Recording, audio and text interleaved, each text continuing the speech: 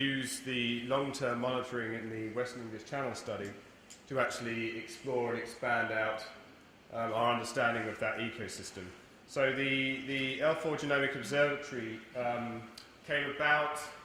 So L4's been looked at for a little over 140 years as a constant observed site in the English Channel.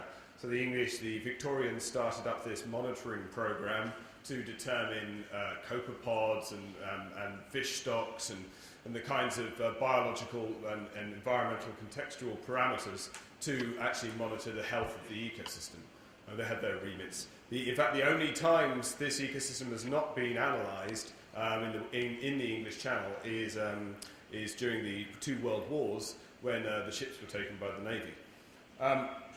I'm very interested in how we can use this information to start generating models, and obviously Neil just talked about the generation of models and the idea of taking all of the information we have about life and creating a scientific model, a predictive or extrapolative descriptive models that actually enable us to test the hypotheses about how these ecosystems will actually change under different ecosystems.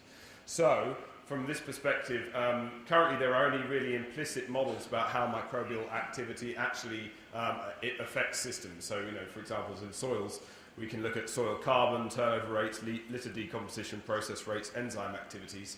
We're kind of interested to see if we can start making this an explicit model that analyses the microbial dynamics. There are 2 ways of doing this. There are bottom-up models where you actually take how one microbial cell interacts with one other microbial cell or many microbial cells around it, and I call that the bottom-up approach. This is flux balance models of individual organisms. And then there's the community metabolic model, which actually enables you to look at it from the 30,000 feet perspective. So with that context about generating models of different ecosystems, and you've heard about the Earth Microbiome Project, the idea about generating all this sequence data for all the microbial ecosystems and genomic observatories. The genomic observatory that we're most interested in is obviously the English Channel. So L4's there. I haven't got the... Yes, I have. So this is L4 just here. It's just south of Plymouth, which is where the Pilgrims came from. That's found in America. They actually didn't come from Plymouth. They came from Southampton, but we won't go into that one. It's about 5 kilometres off the coast. It's been studied for, say, 140 years, and about 10 years ago now, we started collecting samples that we thought one day we might be able to make clone libraries and plasmid libraries from, and we never really got around to doing that because we saw the work that Mitch was doing, and he put out the ICON proposal, and we thought, wow, that's fantastic. And I remember Dawn, who works at a different institute, we were sitting there and we thought, well, can we put in a proposal to this program to actually start sequencing some of these environments in the English Channel? So we originally did a 1-year survey of the community dynamics over 12 months. So 1 sample every month for 12 months to analyse the community structure in the system. And then we got kind of the bug. We got addicted to actually the kind of data we were generating, and so went ahead and did it even further. The beautiful thing about actually doing this in the English Channel is we have all of that wonderful contextual metadata. We have satellite data, we have in situ parameters measured for certain systems every minute by remote buoys, and then for a lot of other parameters every week by direct in situ measurements, and I was going to say all that lovely satellite data as well. And so contextualizing that wonderful primary data about the ecosystem with this microbial metadata, which was the community structure, was kind of awesome to us. So we based it on the V6 region for 16S, which is what was done for the International Census of Marine Life, marine microbes. And we did every month from January 2003 to December 2008. We used this data to start analysing the community structure.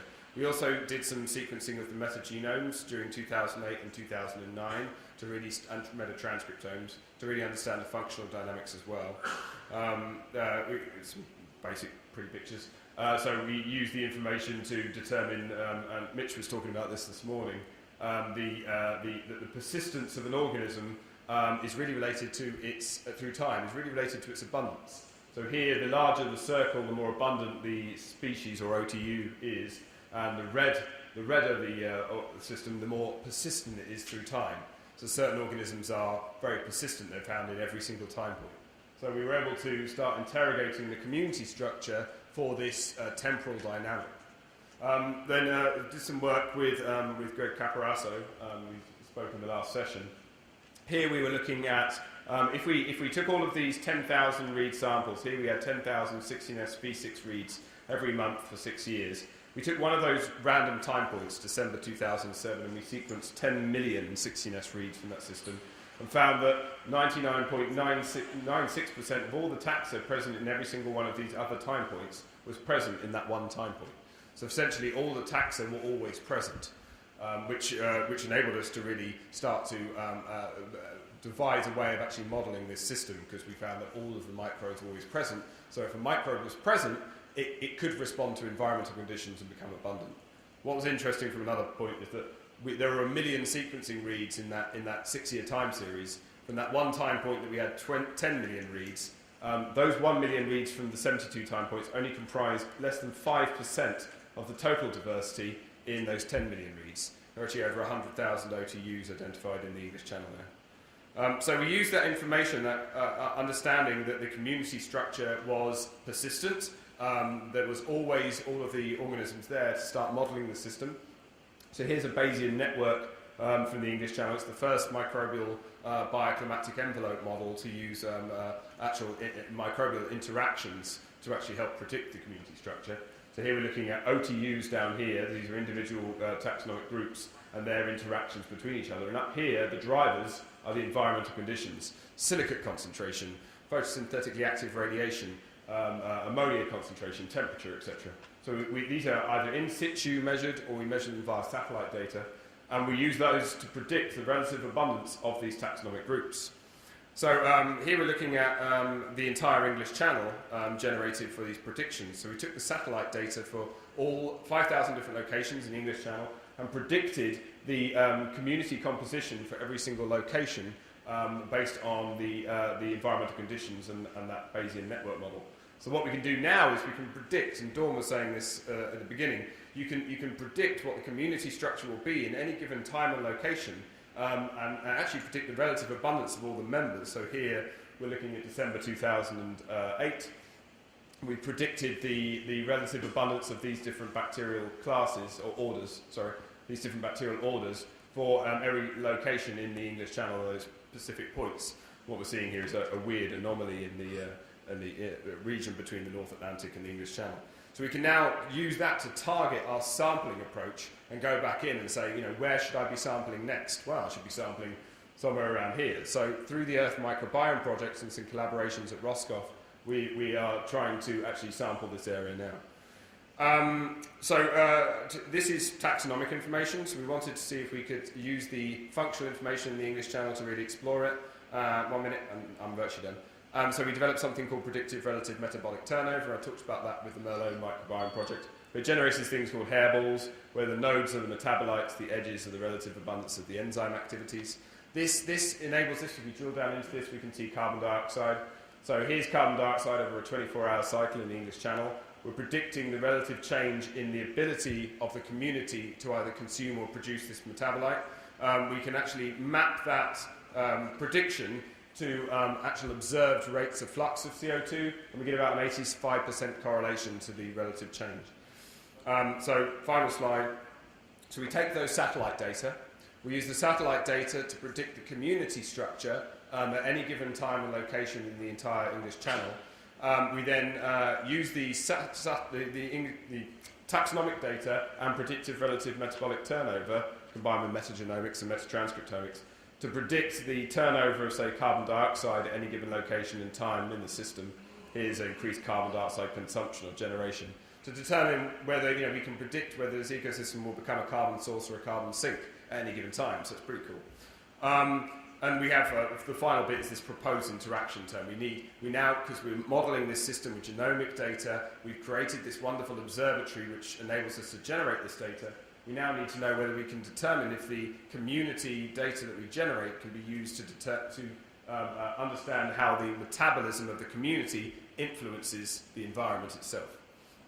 And that's we mapped this entire CO2 map to some observed references for UNESCO and got a 78% correlation. So we got this fantastic CO2 correlative thing. But in a nutshell, I guess what I'm trying to say is this genomic observatory has enabled us to create a model which now helps us to actually predict the ecology of that system. So we want to do the same in Moria. It's very complicated to do it in soil, but now the door's open. Now we've got these tools and we know how we can use this information. We can design the sampling strategies appropriately to start interrogating it. And thanks.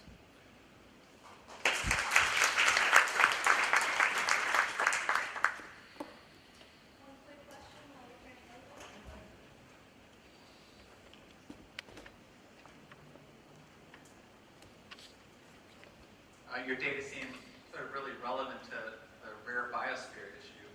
Are you thinking that everything's around all the time and just waiting for its opportunity? Is that what? Yeah, essentially. So that we called it the persistent seed bank theory. I mean, it's we didn't call it that. Somebody else called it that, and we just appropriated the name. But the idea is you have this persistent seed bank sitting around, and the microbes can become relatively abundant. So when we did the 10,000 reads at every time point, we were just looking at the very, very, very abundant things. So one organism which we found very, very rarely, it was like one sequence or two sequences. All of a sudden, in August 2003, it became super abundant to 50% of the community. It's a Vibrio species that suddenly bloomed. And we were like, oh, this is awesome, look at this. When we looked at the 10 million reads, it was actually a very abundant organism that was just less abundant than the really super abundant organisms. So for the English Channel, and it's not for every ecosystem, it seemed that there was this persistent system going on that just was changing through time.